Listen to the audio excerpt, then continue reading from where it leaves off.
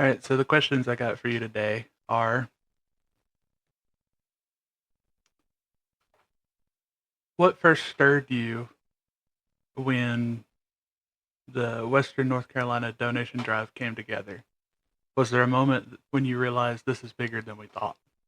Yes. I had no idea it was going to be as big as it was. I knew we would get some donations, but I had no idea it would be 2 trailer loads. But, yeah, I think we just kept on pushing it out, and people just kept on donating, and we just networked it and make it work. When you look back on the nursing home outreach, what moments stand out? Those small, ordinary kindness that became something sacred in their own simplicity. The nursing home outreach is it's a different type of outreach, and I have different feelings about it because I have such a compassion for the elderly folks. Um, it means a lot to me because I know from being a young child and going to other churches that did the nursing home programs that there was a lot of people that didn't have family that came to visit them on different occasions. And so when we talked about doing a outreach for the nursing home, of course, I was all on board. But it's a different meaning to think that we're such a small church, but yet we can give just a little maybe happiness to the nursing home folks that don't ever see people.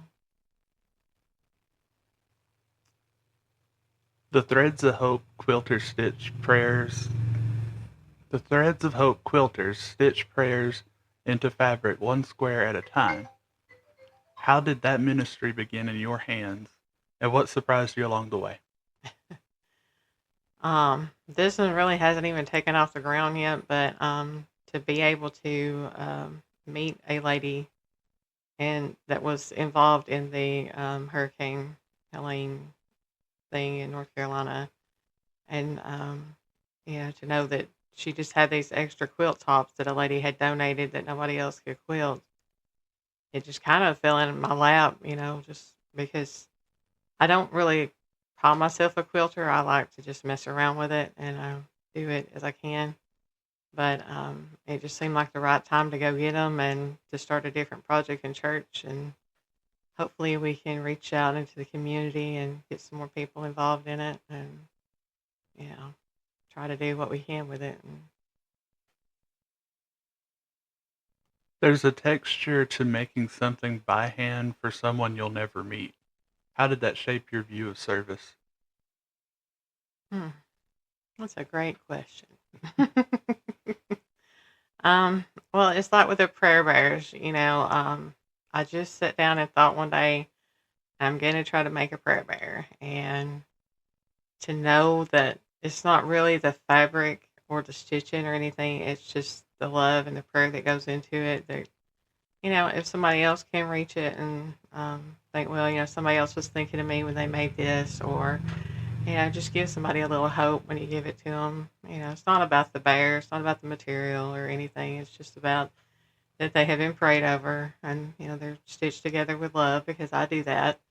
And when I do them, I do pray over them when I sew them, and then we, pray over them at church too. If we can spread some hope, that's what we're there for.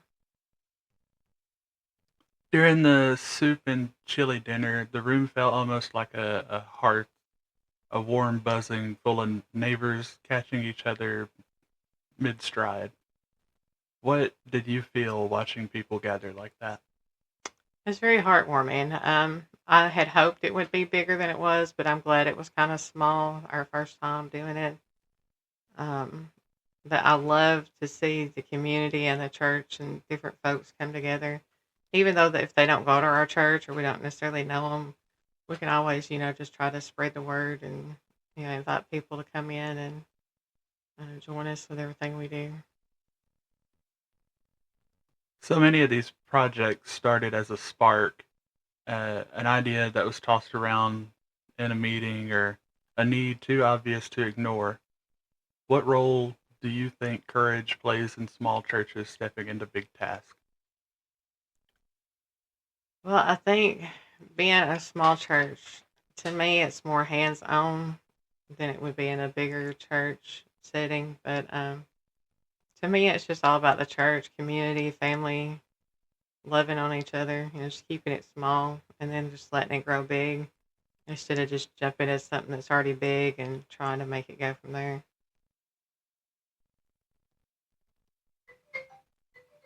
What project changed you the most? Not the church, you. The Prayer Bears has changed me the most.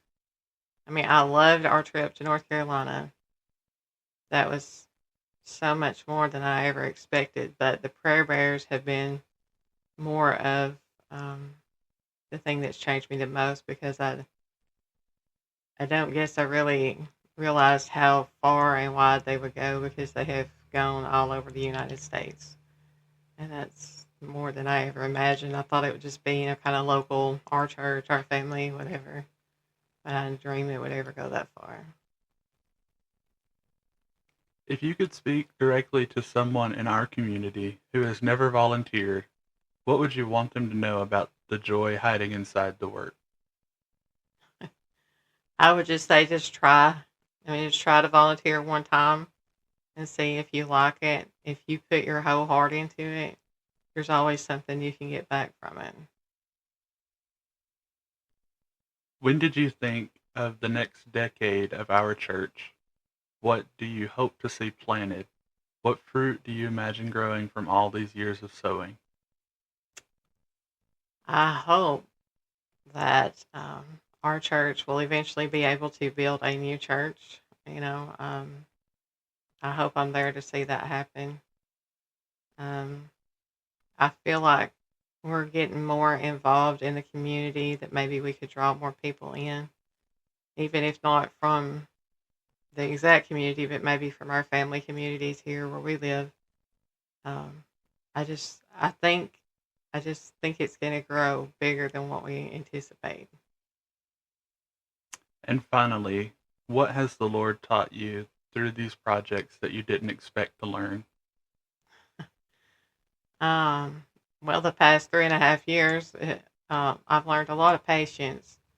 But then during that time, I've also, started these projects as well. Um, Sometimes you just have to stop and think and wait upon the Lord to, take you to what you need to do and show you where you need to go. And, it's just a whole lot of patience that I've learned. And I'm glad I did. Not that I've been the easiest patient myself, but, patient can learn patience sometimes. Okay, now I want to ask about the prayer bears. What was the first moment you realized a simple bear could carry a prayer the way that a letter carries a message? Um, I guess when a lady prophesied to me at church about my foot, and she had told me that I would meet several people that would need my expertise on all the things I had been through with my surgeries and stuff. And I actually had sent a bear by mail to a lady that I really didn't know. I just had her address, and she's fixing to go through the same surgery I did. And I guess that's what has spoken to me more about the prayer bears because, I know that we can pray over certain ones for certain things and send it to them. And to me, that's been the most rewarding out of the prayer bear ministry so far. When you handed out the very first prayer bear, what did you feel watching someone receive it?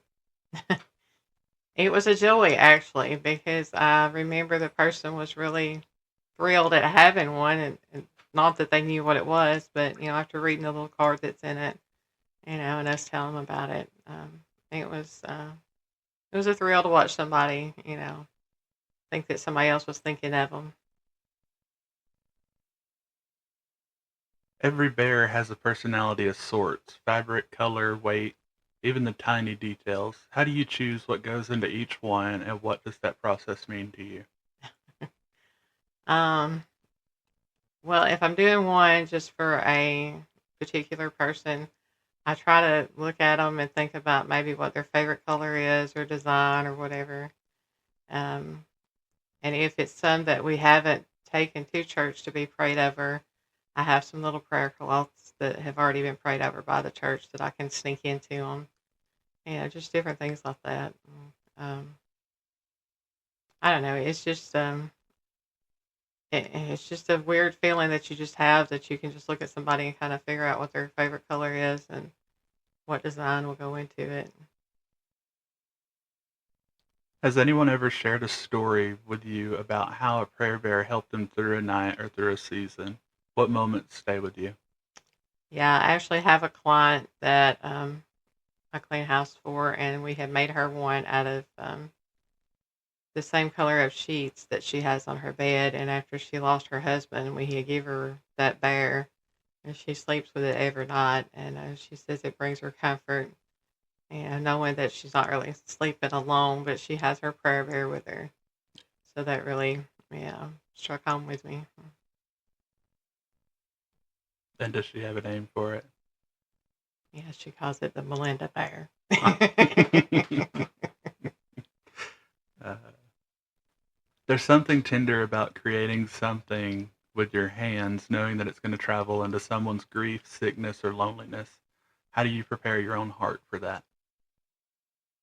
Well, I'm very tender-hearted anyway. There's not really much I can do to prepare my heart because I'm going to cry, and, with the person that's crying, or I'm going to laugh with the person that's laughing. Um, and it's just a God-given talent that I have that, you can sympathize with people like that. How long have you been doing the bears? It's been 5 years. Over the years, what has this ministry taught you about the people you serve and about yourself? I can do things to cheer people up. That helps me. There's a lot of times I'm like, I can't do nothing for nobody. I'm just me. I can't do anything. But to know that I can do this little ministry, and it's kind of uplifting, gives me hope that there's things that'll make people laugh and make them feel better about themselves and give a little comfort. If someone wanted to join the Prayer Bear ministry but felt unsure or intimidated, what would you tell them about the heart behind the work? Well, there's always room to grow. I'm sure I'm not the only person that's ever made a prayer bear. Maybe the only one that made it like this. But there's always room to grow, and any help is willingly desired if they want to do it. We'll let anybody help us. How do you pray while you create? Is it a running prayer, a whispered prayer, or something quiet inside of you? It depends on the machine. If everything's going good with the machine, I'll just keep it to myself and just pray over it. But now, if my sewing machine is acting up, it may get loud, and or if I break a needle or something, I may have to drive the devil out and whatever like that. But most of the time, it's just quiet and simple. Is there a particular bear that you haven't already told the story of, uh, the memory of one that you'll never forget? I'm sure there's several. You put me on the spot. Um, well, the little foster kid that came to our church for a while, and he really liked the fire trucks and stuff. And when I gave him the one that had the fire trucks on it, that really it touched him. It touched me too, and probably more me so than him. But to know that he had something that was his, he could carry it and keep it in his own. When you think about the future of this ministry, what do you hope it becomes for the next generation of our church? I hope somebody can pick it up and carry it on. Yeah, I know there's a lot of things that change with years and stuff, but I feel like there'll always be the simple like prayer cloth or anything prayer related. I think it will always stay with churches, and um, I hope that somebody can continue making the bears and stuff if I can't and carry it on. But yeah, if not, then I have a ton of them made. All right, I'm going to let you give your introduction and your testimony. What do I need to say? What my name is? What your name is, because I do my introductions at the end. Oh, okay. So your introduction to you and your testimony. All right. Well, my name is Melindia Edwards. I'm a member of Apostolic Assembly of Faith in New Hope, Alabama. I am over the Prayer Bear Ministry, part of the Christmas ministry for nursing home residents, preferably the dementia ward. And what else? I do quite a few things. And the church cleaner.